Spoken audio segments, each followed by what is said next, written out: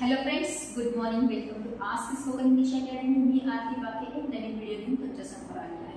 आतापर्यंत आपण simple present टेन्सचे sentences बघितले होते. जर सब्जेक्ट प्लुरल असेल तर तो जर सब्जेक्ट सिंग्युलर झाला तर काय होतं ते आज बघणार आहे. सिंग्युलर सब्जेक्ट मध्ये तुम्ही ॲज अ नाउन किंवा प्रोनाउन दोन्ही घेऊ शकता. कंपल्शन काय आहे त्याच्यामध्ये, जो आपला मेन वर्ब आहे त्याच्यासोबत एस किंवा ईएस हा प्रत्यय लावायचा आहे.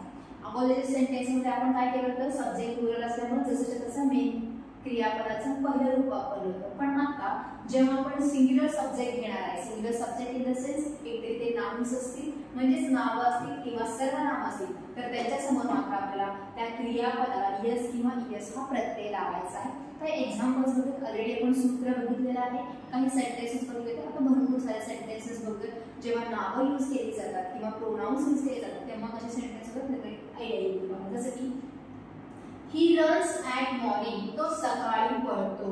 रन क्रियापदाचं पहिलं रूप आहे, त्याला आपण यस प्रत्यय लावलेला आहे कारण ही हा एकवचनी आहे. शी हेल्प्स द बॉस डेली, ती त्याच्या बॉसला रोज मदत करते. हेल्प हे क्रियापदाचं पहिलं रूप आहे, त्याला आपण यस हा प्रत्यय लावलेला आहे. It gives milk twice a day, gives मध्ये यस हा काय आलेला आपण प्रत्यय लावलेला आहे. ट्वाइस अ डे दिवसातून दोनदा ते दूध देतं. आता इट आपण कशा संदर्भात यूज करतो, you know very well. It आपण नॉन लिव्हिंग थिंग साठी वापरतो, एनिमल साठी वापरतो, बर्ड साठी वापरतो, tree and related to tree साठी वापरतो, एकदम स्मॉल चाइल्ड असेल तर वापरत असतो, जागा असेल तर वापरतो. आता दूध कोण देते, ऑफकोर्स अ काव. त्यामुळे गाय दिवसातून दोनदा दूध देते. इट कशासाठी वापरला आपण, एक्झॅक्टली काव, गायसाठी किंवा म्हैस याच्यासाठी. सो इट आपण त्याच्यासाठी वापरले. एक वचन असल्यामुळे आपण गिव्हचं केलेलं आहे, गिव्स. अंडरलाइन प्लस अजून एक एस खाली छोटासा अंडरलाइन करते म्हणजे तिथं काय आपण एक्स्ट्रा यूज करतो तुम्हाला लगेचच दिसेल. This man sweeps the road at night, हा माणूस किंवा हा मनुष्य, धिस एक आहे, मॅन पण एक आहे. स्वीप क्रियापद आहे, त्याला आपण यस प्रत्यय लावलेला आहे. रात्री हा माणूस road झाडतो. That teacher comes late always. That teacher, तो शिक्षक किंवा ती शिक्षिका. एक वचन आहे, लांब आहे. टीचर एक वचन, that एक वचन. कम क्रियापदाचं पहिलं रूप आहे, त्याला आपण यस प्रत्यय लावलेला आहे. ती शिक्षिका किंवा तो शिक्षक नेहमी उशिरा येतो. या Radhika teaches English 2 to 5. Radhika 2 ते 5 इंग्रजी शिकवते. टीच क्रियापदाचं पहिलं रूप आहे, ईएस त्याला आपण प्रत्यय लावलेला आहे. It rains in rainy season, पावसाळ्यामध्ये पाऊस पडतो.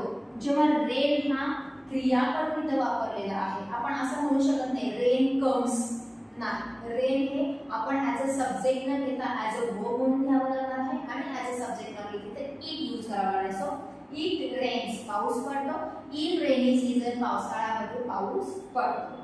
My mom combs me before going to school, माझी आई मला शाळेला जायच्या अगोदर विंचरते. कोम म्हणजे विंचरणे, कोम्स आपण तिथे यस प्रत्यय लावलेला आहे. कधी तर शाळेला जायच्या अगोदर. डॉग लाइक्स पेडिग्री, कुत्र्याला पेडिग्री, पेडिग्री हे खाण्याचं त्याचं सामान आहे तर त्याला ते आवडतं. आता हे इन जनरल युनिव्हर्सल ट्रूथ टाइपच आहे, त्यामुळे टाइम घालायची काही गरज नाही. Same goes with this sentence. My mobile stores 10 GB data, माझा मोबाईल 10 GB डेटा स्टोअर करतो. कधी करतो सांगायची गरज नाही, त्याची कॅपॅसिटी सांगितलेली आहे. Our granny tell stories in summer vacation, आमची आजी उन्हाळ्या सुट्टीमध्ये गोष्टी सांगते. In summer vacation. टेल क्रियापदाचं पहिलं रूप आहे, त्याला आपण यस प्रत्यय लावले.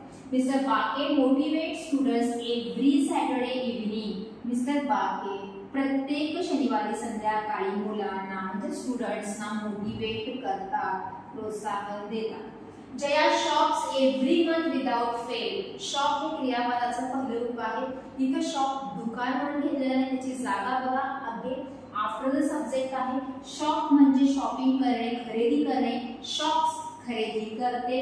कधी एव्हरी मंथ, प्रत्येक महिन्याला काहीही झालं तरी जया शॉपिंग करते किंवा खरेदी करते या अर्थाने. गव्हर्नमेंट अनाउन्सेस स्कीम्स एव्हरी इयर, सरकार प्रत्येक वर्षी नवीन नवीन योजना घोषित करते. अनाउन्सेस, गव्हर्नमेंट एकच आहे, गव्हर्नमेंट अंडर इट येतं आणि त्यामुळे इथं अनाउन्स झालं, अनाउन्सेस. जया शी या प्रोनाउनच्या अंडर येते, मिस्टर बाके ही या प्रोनाउनच्या अंडर येते. त्याच्यानंतर आवर ग्रॅनी हे शी या प्रोनाउनच्या अंडर येतं. माय मोबाईल त्याच्यानंतर डॉग हे इट या प्रोनाउनच्या अंडर येतं. म्हणजे इन्स्टेड ऑफ इट आपण डायरेक्टली काय केलेलं आहे तर प्रोनाउन्स यूज केलेले आहे. Monkey jumps here and there a whole day. Monkey माकड इकडं तिकडं दिवसभर उड्या मारते. जम्प झालं जम्प्स आणि मंकी एक वचन आहे. आणि the bell rings at 11 AM घंटा 11:30 वाजता वाजते. रिंग्स झालं रिंग्स. इथं प्रत्येक ठिकाणी ही शी इट दिस आणि दॅट हे सगळे प्रोनाउन्स आहेत आणि बाकीचे सगळे जे काही वर्ड्स आहेत ते त्या प्रोनाउनच्या अंडर म्हणजे इन्स्टेड ऑफ ही आपण मिस्टर बाके घेतलेलं आहे. इन्स्टेड ऑफ शी आपण जया आवर ग्रॅनी माय मॉम घेतलेला आहे. इन्स्टेड ऑफ इट आपण द बेल मंकी त्याच्यानंतर मोबाईल आणि डॉग घेतलेला आहे. म्हणजे ह्यांच्याशीच रिलेटेड असलेले पण आपण डायरेक्ट प्रोनाउन्सच्या ऐवजी नाउन्स घेतलेले आहे, प्रॉपर नाउन्स. आता हे जर अनेक वचन असले तर काय झालं असतं ग्रॅनीज टेल असं झालं असतं कारण ग्रॅनी अनेक वचन आहे. मोबाईल्स स्टोर असं झालं असतं कारण मोबाईल अनेक वचन आहे त्यामुळे क्रियापदाचं पहिलं रूप. जया शॉपच्या ऐवजी लेडीज शॉप असं झालं असतं. गव्हर्नमेंट्स अनाउन्स असं झालं असतं. मंकीज जम्प असं झालं असतं आणि द बेल्स रिंग असं झालं असतं. म्हणजे सब्जेक्ट अनेक वचन झालं असतं तर क्रियापदाचं पहिलं रूप घेतलं असतं. आता आपण काय फोकस करतोय सिंग्युलर प्रोनाउन किंवा नाउन असेल तर क्रियापद आपण यस यस प्रत्यय लावलेला आहे.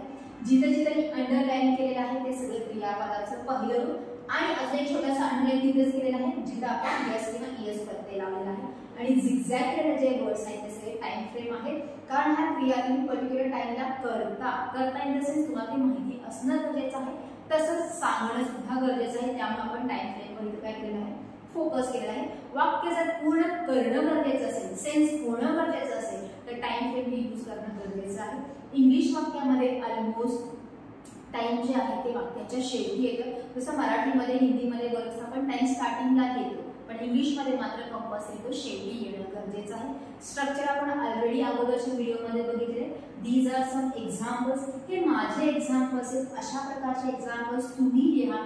पर्टिक्युलरली नावं यूज करा म्हणजे तुम्हाला त्याच्यामध्ये काय काय चेंजेस करू शकतो क्रियापदासोबत त्याचे चेंजेस होतात हे तुम्हाला कळून घेणार आहे. So this is for today. Again I repeat practice खूप करायची आहे मगच या गोष्टी क्लिक होणार आहेत लक्षात राहणार आहेत. अदरवाईज मी एकदा सांगितले तुम्ही एकदा व्हिडिओ बघितला की लगेच तुमचं ग्रामर पक्क झालं आणि त्या ग्रामरच्या बेसवर तुम्ही चांगलं स्पीकिंग करू शकता असं होणार नाही. You will have to do a lot of practice. Okay so this is for today. Thank you.